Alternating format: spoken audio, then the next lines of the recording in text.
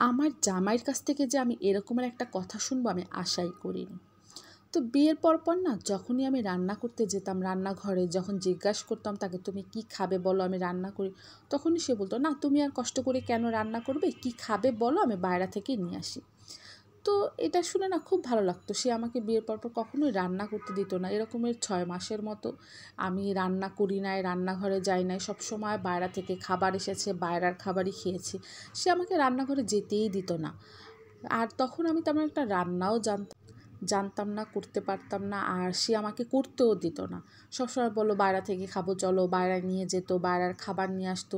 তো এভাবেই চলে যেত। কিন্তু এখন আস্তে আস্তে যখন আমি আস্তে আস্তে রান্না করা শিখে গেছি, রান্না করতে করতে যখন রান্না করাটা শিখে গেছি, তখন না এই জিনিসটা কমে গেছে। বাইরে থেকে খাবার খাওয়া, বাইরের খাবার এনে খাওয়া, এই জিনিসগুলো আস্তে আস্তে কমে গেছে।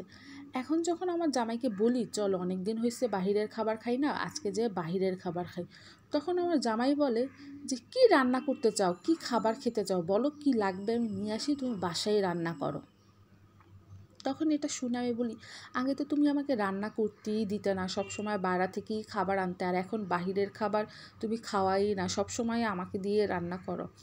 তখন আমার জামাই বলে যে, আগে কি তুমি রান্না করতে পারতে, আগে তোমার রান্না কি মুখে দেওয়া যেত, তাই না আমি বাইরে থেকে নিয়ে আসতাম, আর এখন তো তুমি রান্না করা শিখে গেছো। এই কথাটা শুনে আমার জামাইয়ের মুখের দিকে আমি হাঁ করে তাকায় আসছি যে সে কী বলে এগুলো।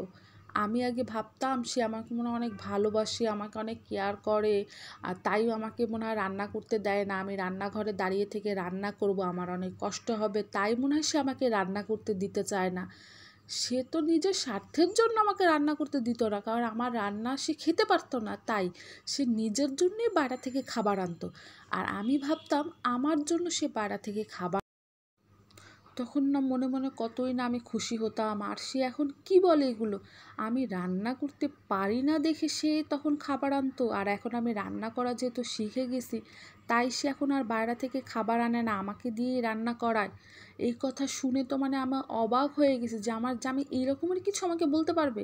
আমি আশাই করি না তার কাছ থেকে আমি যে এই ধরনের কিছুও আমি শুনবো।